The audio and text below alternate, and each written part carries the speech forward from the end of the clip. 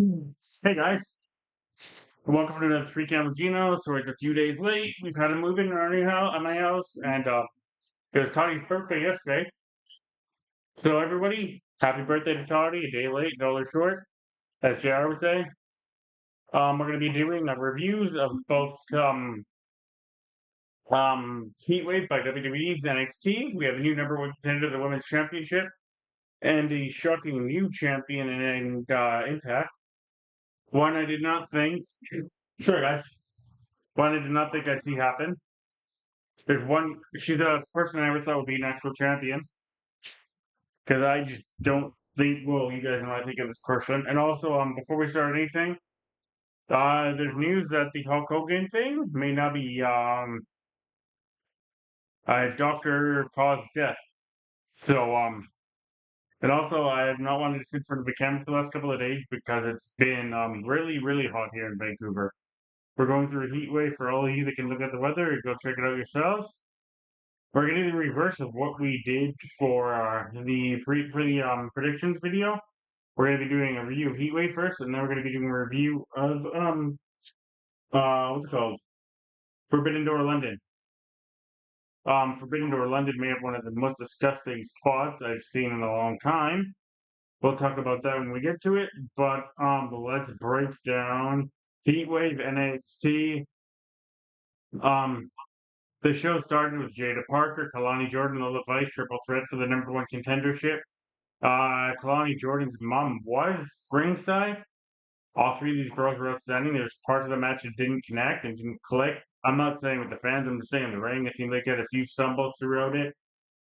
Um, Overall, it was a decent match. These are three very good wrestlers. I'm actually kind of shocked with the outcome. I kind of knew Jada wasn't going to win because Jada's had a few shots at the NXT title and she's failed. Lola had a shot last year exactly at that pay-per-view heat wave. It was against Roxanne. I did not know if WWE go back with her, but solely because of the run she's been on and the fact they're using her so much in Triple A or Triple A, whatever you want to call it, in Mexico. I knew it was either going to be her or Kalani Jordan, but Kalani Jordan was getting married shortly here, so I kind of feeling Kalani Jordan will not be the winner. Um, and also Kalani Jordan recently had a North American title shot, or Lola hasn't really had a shot at any title in a while. And they've kind of been teasing the fact that Lola was going after JC. Like I said, very good match. Parts of the things kind of seemed kind of sloppy, like they weren't connecting with each other, or the chemistry wasn't there. But it had its moments as very good and had just one or two sloppy moments. I'm not going to be nitpicky about it. I personally liked the match. I was thoroughly entertained by it. These are three very good wrestlers who are going to be the future of this company, or part of the future of this company for a while. If you have about 12 minutes out of your time, I would suggest going to check it out. Um, guys, like to go some of our bronze ratings for these matches. I'm gonna give this a silver. It wasn't quite gold level. To be honest with you, I don't think this NXT pay-per-view in general was the greatest. It seemed like a few matches just kind of missed, but they did the job. If that also makes sense. Um, like I said, this is gonna get a silver.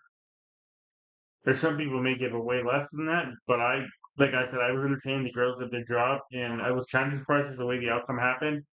Kalani Jordan was actually getting choked out by Lola. She almost had her out. And Jada Parker came in, tried to hypnotic Lola saw coming, left Kalani Jordan's kind of limp body there to be hit. Kalani Jordan gets up to hypnotic, goes out of the ring. Lola Vice at spinning back fist, and Jada Parker takes the pin yet again. But it's a weird. This is why I say it's kind of botched because the way the roll up happened, it looked kind of like the way that Lola pinned Jada.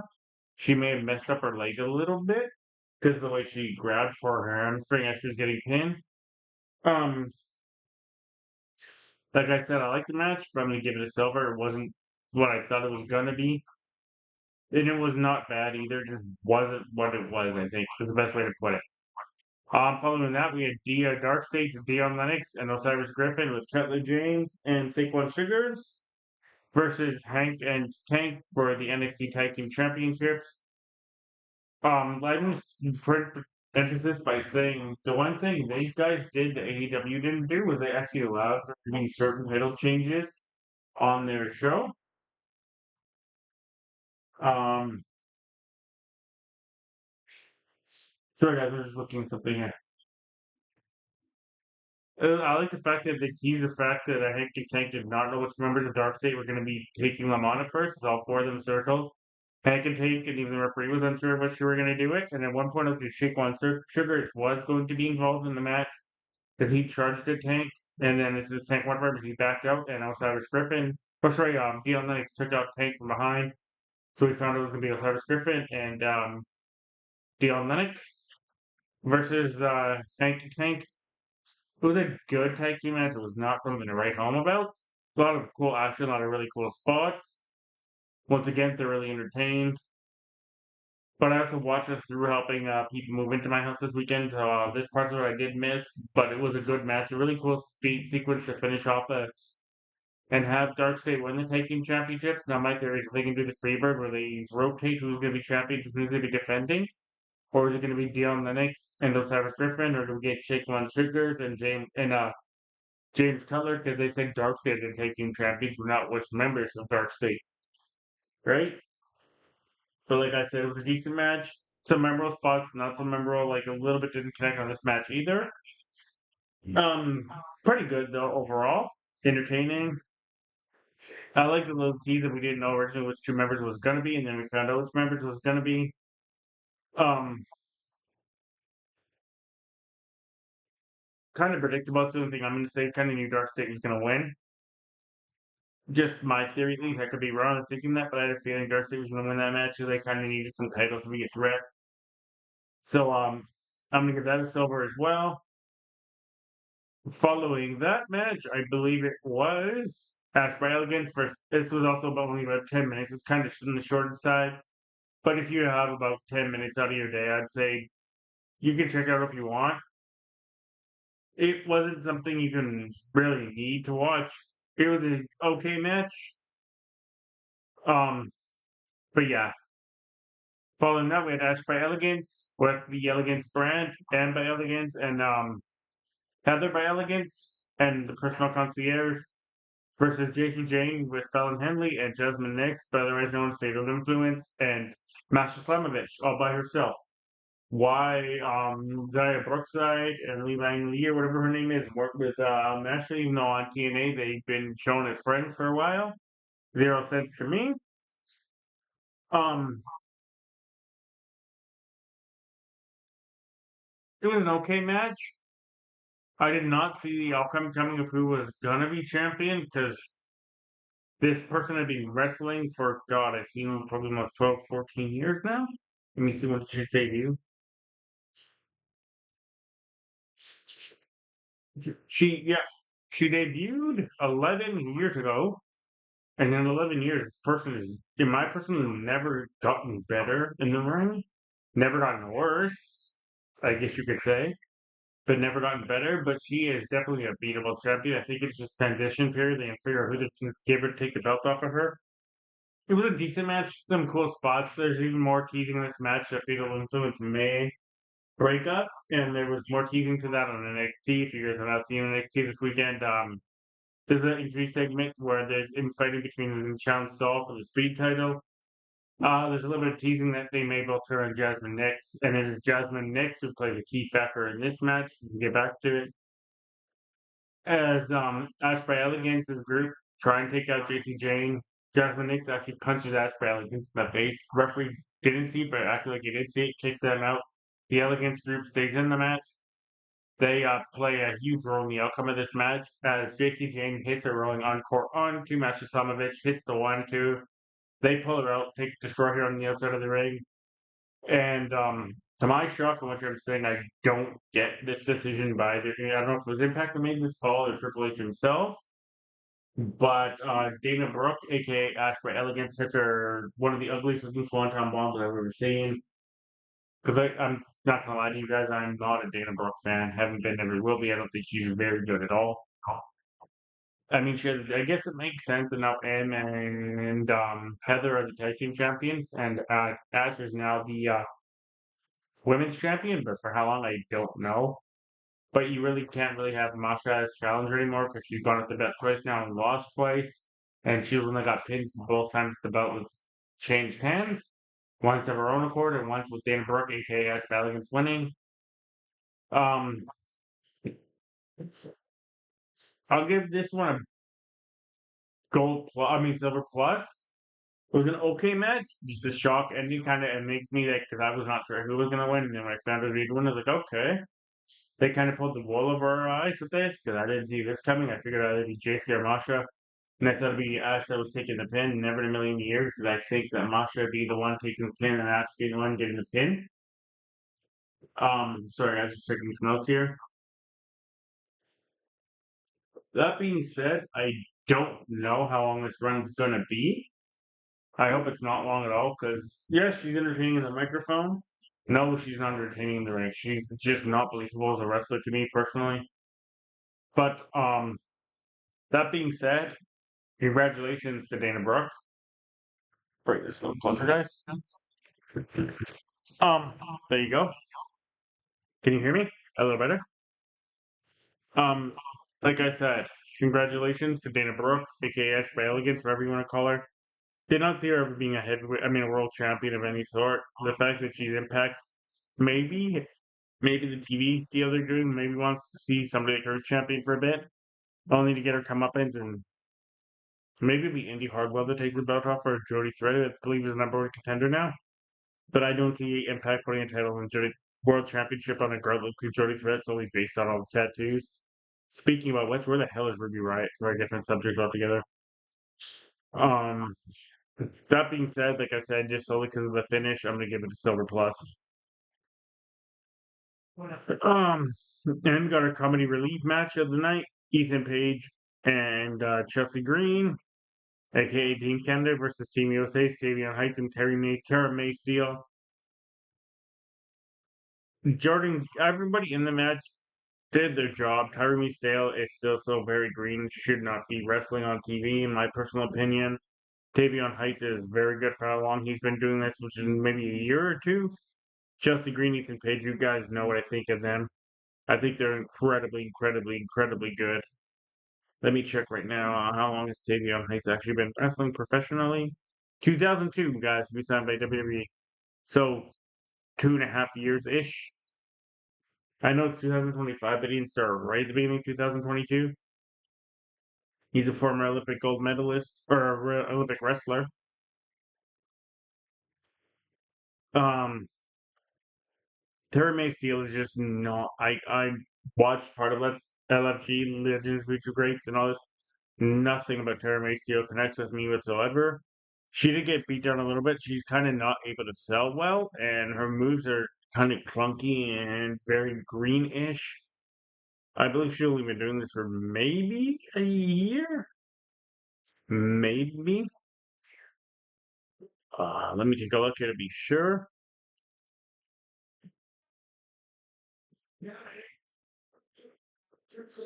I'm just gonna look it up right now. Yep, a year and a half. You got time.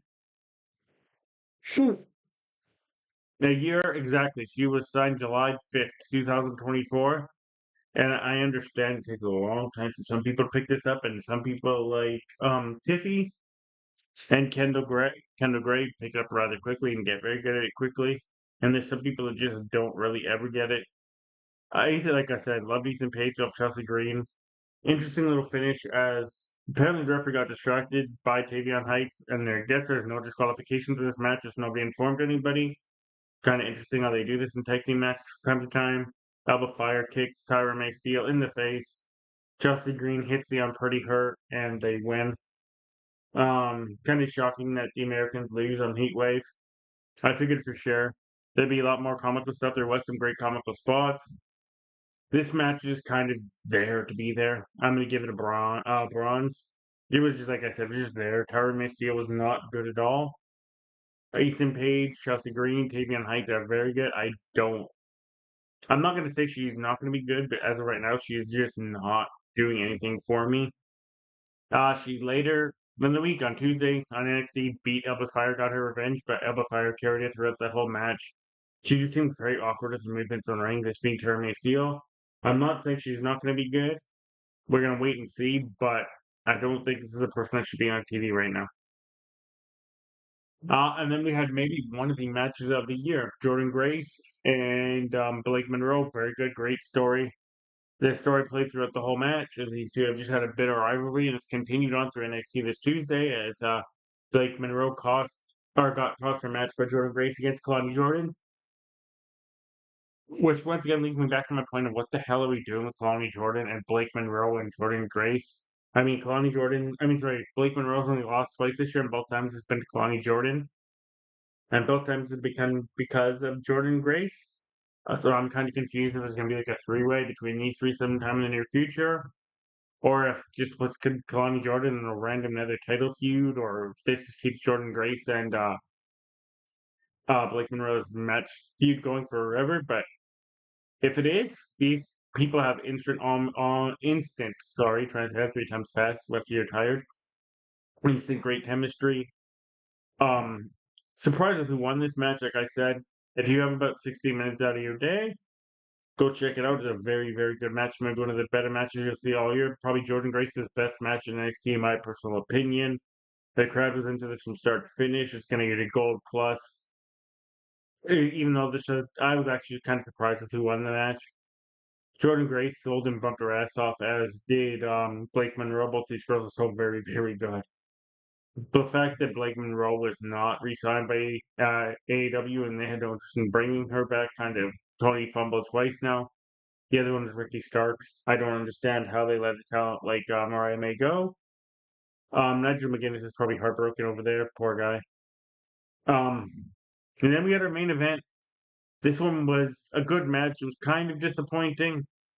One very crazy spot where Oba did a shot put toss of John Evans over the top rope and through a table. AEW copied that. If you copied that today, as they did that with Darby Allin and Cesaro in his street fight. Yes, neither here nor there. Um, Kind of shocking. I definitely thought, hey, sure, guys, it's been a long week and it's only Wednesday. I kind of thought that they may move Oba on at this point. I really, really hope it's not the person that they get to take from him, that being Josh Briggs with your tease. Javon Evans may be going up. I'm going to give this match a gold for the action and a silver for the finish, just because I think it was time to take the belt off Oba and move Oba on, if that makes sense, and give a new guy. And then a person like, if you've watched their TV series that they have on Netflix, they want to go through the fans of feeling. The fans are all over Javon Evans at this point. I just didn't get it personally. Like I said, the match is gonna get a gold, the silver is gonna get a finish, finish is gonna get a silver. Me personally, just I didn't understand why they did what they did. But it's there, it happened, and there's nothing we can do about it, right? Um Overall, decent pay-per-view, not the greatest. I'm gonna give it just a silver, even silver. Was the one that WWE just for the show did not connect with me personally.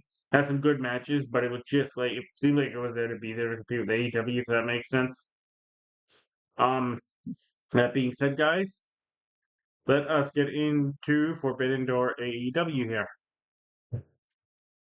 Give me 1 second to pull up that card. It was a very long card, and I don't remember every single match on it.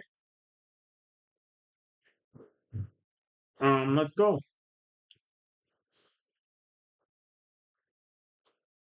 Well, 0 hours started off with El Desperado, Yaya Yamura, Paragon, which is Kyle O'Reilly and Roderick Strong. They defeated the crew, Leo Rush and Action Andretti, and the Don Callis family is Henchicero and Josh Alexander with Lance Archer and Rocky Romero for some reason, who was at ringside. Um, I, to be honest, nothing memorable about this match at all. It was there to be there. These are very good wrestlers for the most part. Leo Rush, Action Andretti do absolutely nothing at all for me. Also happened to Top Flight in that feud they were having. It seems like it's been all over the place with these two guys. I was four in total. Also, probably the stupidest name in the history of wrestling, Crew. Josh Alexander's just been lost in the shuffle since he got to AEW. I don't understand why Lance Archer's not wrestling, and I don't understand why Rocky Romero's part of the Don Callis family at all. Eh, like I said, it was there to be there. It just did nothing at all. Um,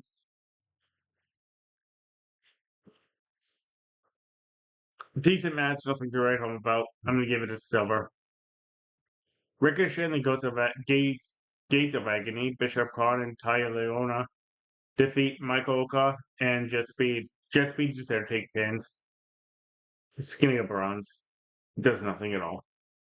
Megan Bain in the Triangle of Madness, Julia Hart, Sky Blue, Tekla, with Pineapple Ford, Philip, whatever you want to call her. Defeat Christella, Willow Nightingale, Harley Cameron, and Queen Animata. Aminata, sorry. Queen Aminata takes the pinfall. It was a good match. It continued to brawl between Aminata and Tekla, which went to the live show and had the return of Jamie Hayter. All, all eight of these women are very good wrestlers. I'm not the biggest Megan Bain fan. I haven't really bought to anything she does. Like I said, it was there. Um, I'm gonna give it a silver just because these girls work their ass off. The Ops, Samoa Joe, Katsushori Shibata, and Powerhouse Ops defeat the Bullet Club War Dogs, aka I can't think of his freaking name right now. The assassin for Moxley, I cannot think of his goddamn name. Kid, his crew. Sorry guys, I can't think of his name now. Give me a second. The War Dogs. Drilla Malone, Carla Connors, who was at one point part of AEW, and Robbie X with Guido is a very, very real original Bullet Club member. I believe he's back from when Balor debuted the club a long, long time ago. Those guys have been with Bullet Club for a fucking long time, man.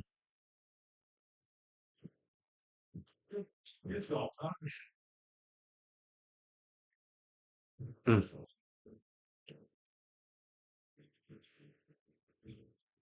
Um, if I'm not mistaken, Robbie X is part of was a part of the Australian wrestling back in the day. Oh, British. My apologies, guys. I was mixing up with somebody else. It, this match is gonna get a bronze solely because there's no danger or anything in it. The match itself, don't get me wrong, good match. The match itself will get a silver, but just it was very, very, very predictable. It was on a kickoff show. The Ops are not losing their titles to New Japan wrestlers on a kickoff show. If you're a New Japan person, you're not winning a belt.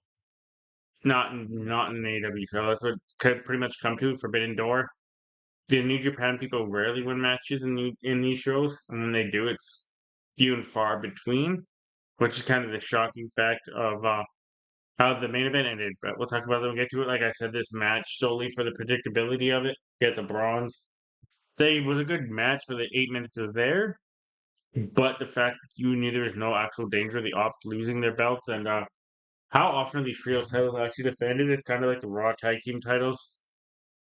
That being said, like I said, the fact that it was just there to be there and you kind of knew the Ops were never going to lose and they wanted to kind of show off their War Dogs because they're using more Gay Kid more.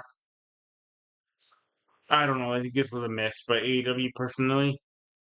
And then we had the reunion of Edge and Christian. They take on Killswitch and Cape Sabian. Sabian gets booed out of the building in his own home country with Mother Wayne there.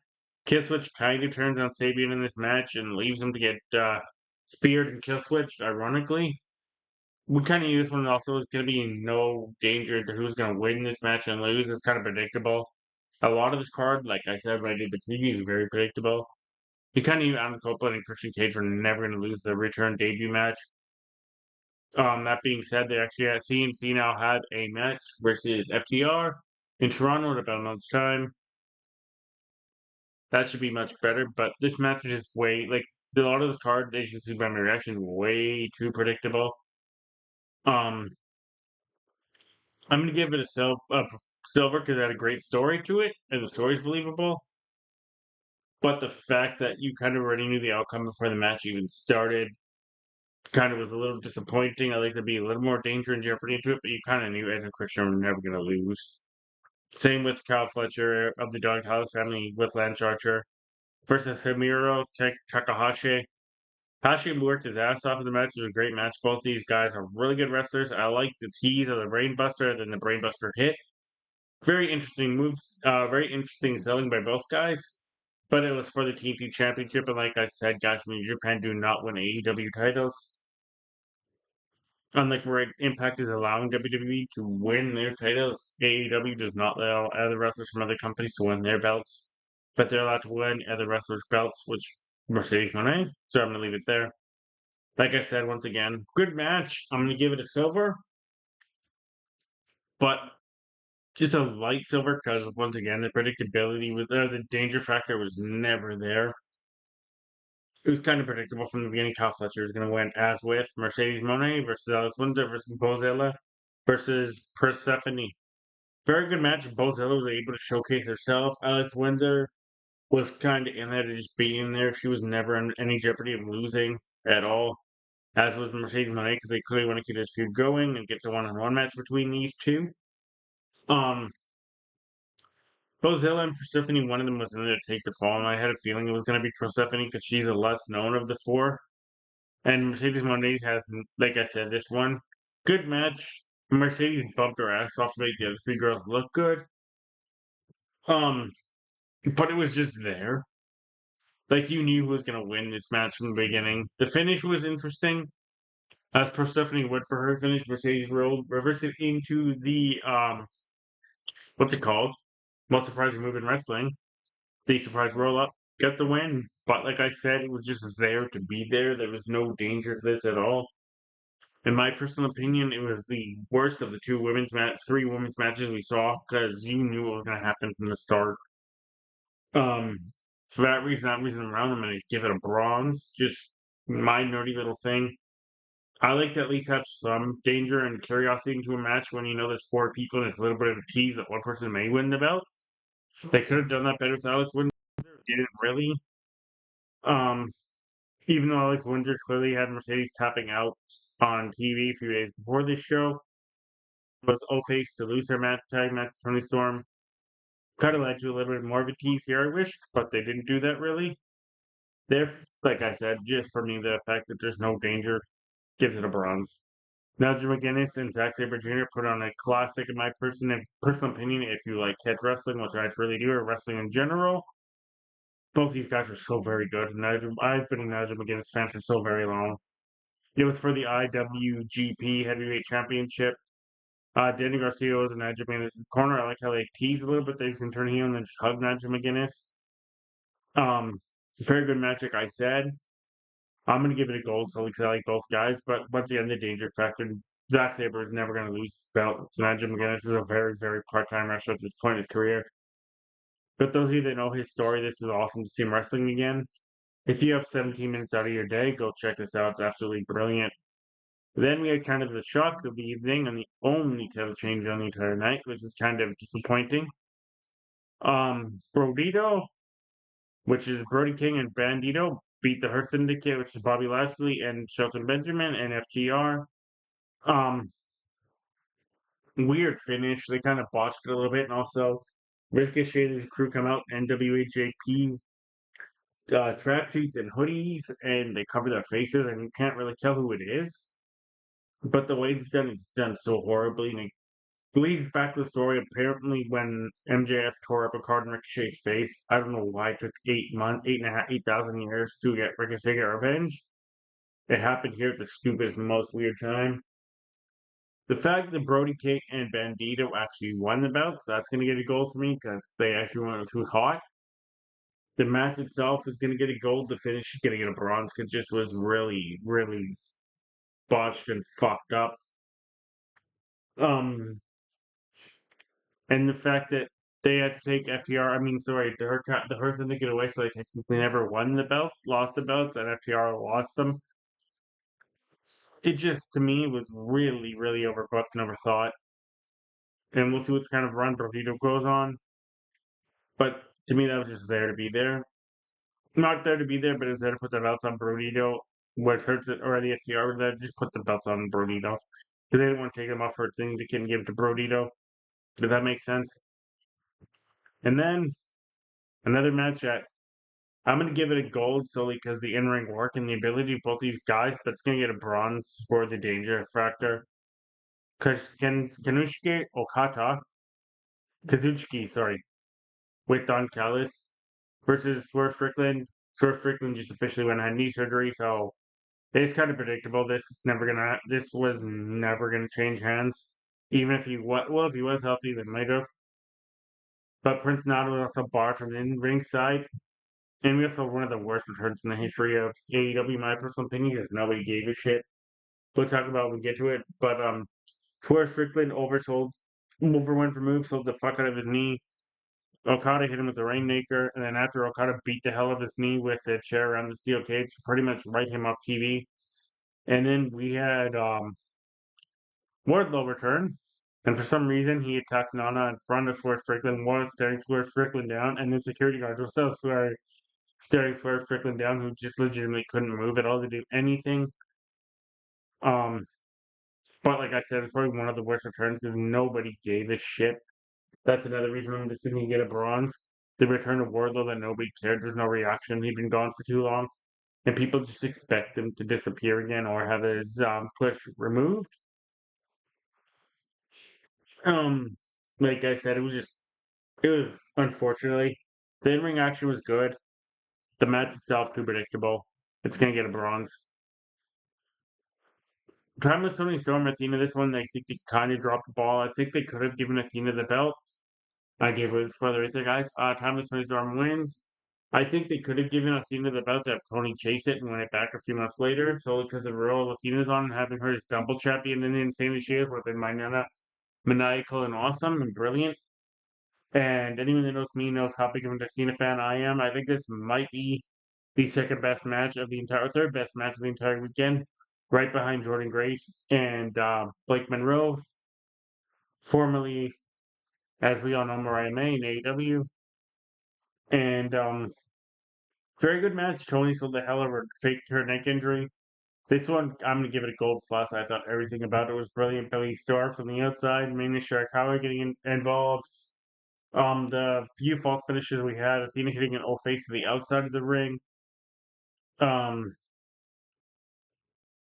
and Athena has officially cashed in her Casino Gauntlet. Apparently, there's a new stupid rule in AEW where you have to not within 7 days. You're signing the contract and cashing in. So this is some weird reverse Money in the Bank type of thing.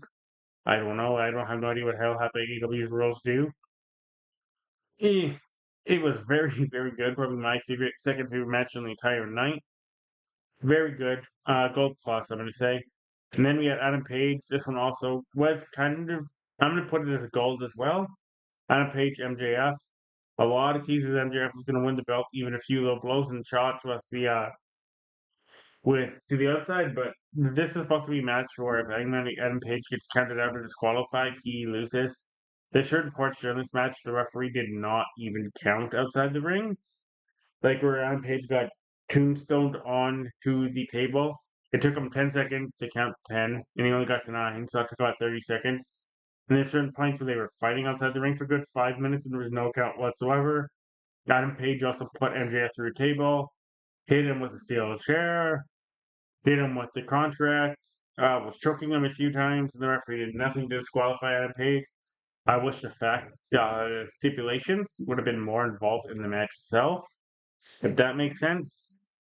So that part for me is going to get a bronze because the stipulation they tried to play up did nothing for the match itself. The match itself, absolutely brilliant. These two very good wrestlers, two maybe the very best in the world. Adam Page is such a good babyface champion. MJF might be the best heel in wrestling. There's going to be a rematch because MJF has that Casino Gauntlet title still, champion contract still. He's got to announce within 7 days that he is going to win it. Sign it. So we will see this in the future again. I hope they run it back.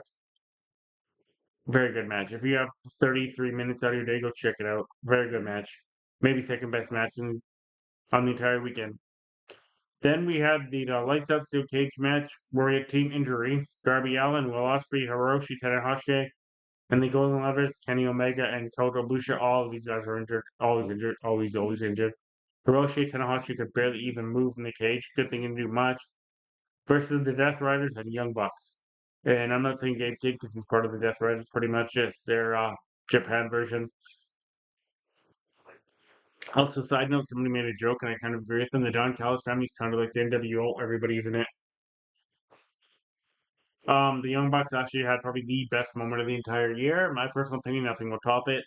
They come out to no music, then all of a sudden, Matthew and Lightning Kid or something like that appeared on the Tron, and then Bop and Kenny Omega sold the fuck out of this, dancing and singing along. You can see Will Ospreay and shit laughing his ass off in the background, as well as Kota Ibushi. Darby Allin was not having any of this. The Young Bucks were very pissed off. Very good cage match though. Very teases that Moxley's team may win. Teases that they made injure these 4 or 5 guys even worse. Gabe Kidd was probably one of my all-stars of the entire cage match. He had a very sick spot with Darby Allin on the top of the cage. They both went through a couple of tables. Darby Allin did a few insane things. John Moxley tried to rip his ear off, legitimately. Claudio Castagnoli body slammed him while he was taped to a chair and then hurled him into a cage, running full speed with him over his head. Darby Allin has a death wish. My personal opinion, he's going to die in the ring. He wants to. There's a funny tease where Hiroshi Tanahashi went to a ladder to climb it and do a moonsault. The rest of his team stopped him, wouldn't let him do it. Well, Ospreay with a bad neck did a moonsault blind up the top of a cage in front of his home crowd. The whole finish came when for some reason John Moxley and Claudio Castagnoli and Gabe Kidd were all outside of their cage, and Darby Allin was the only person outside of the cage for his team. And Nick Jackson, I believe it was, sorry, Matt Jackson, was hit with a hidden blade, the Golden Lovers finishing move, and then a hidden blade and one wicked angel, and then the high fly flow, and that was how the match ended. So New Japan actually got the biggest win of the night because Hiroshi Tanahashi pinned Matt Jackson in his very last match in England. But it was kind of a not very gruesome finish to a gruesome match. If you have 33 minutes out of your day, go check this out. It will haunt you for a little bit. I'm not going to stop thinking about this cage match for a while. It is probably one of the most barbaric, gruesome cage matches I've ever seen in a long time, solely because of Darby Allin. This kid legitimately has a death wish. I don't get it. I don't understand what Darby Allin's actually doing, but it is not enjoyable to watch. I'll put it to that. That being said, overall, I'm gonna give this pay per view a. Uh, there's parts of it that I enjoyed, and there's parts of it that I can't really enjoy because it's way too predictable at certain points. So I'm also afraid to mention I'm giving this a gold plus as a main event. Absolutely brilliant. Great storytelling. As a show overall, I'm going to give it the silver as well as Heatwave. I thought both these shows kind of, in a way, failed to live up to the expectation they both had. Overall, decent shows, but once again, for like every other AEW show, this thing was really long. I watched it in bits and pieces. So, like I said, people moving in this weekend, and I couldn't sit there and watch that much wrestling without having to take breaks. A lot of the matches were too long. I mean, the co-main event and the main event alone were over an hour. And then you had a Tony Storm match was almost 16 minutes. An Okada match, so the final 4 matches was 2 hours. This whole pay-per-view probably ran about 5 hours. That's way too long for a wrestling show. 13 matches, way too long. AEW has to learn how to do this better, WWE style. In my personal opinion, because their shows are just too long. It should take 5 months to do one pay-per-view. AEW has to learn that. Sorry, guys, excuse me, my mouth. That being said, decent show. If you have time out of your day, check out both of the highlights. Only if you want to, don't bother watching both. It's a lot of wrestling, but yeah, they were both great shows. On that note, guys, this will be headed up onto YouTube in a few minutes here, and we'll talk to you in a few days. All right, bye.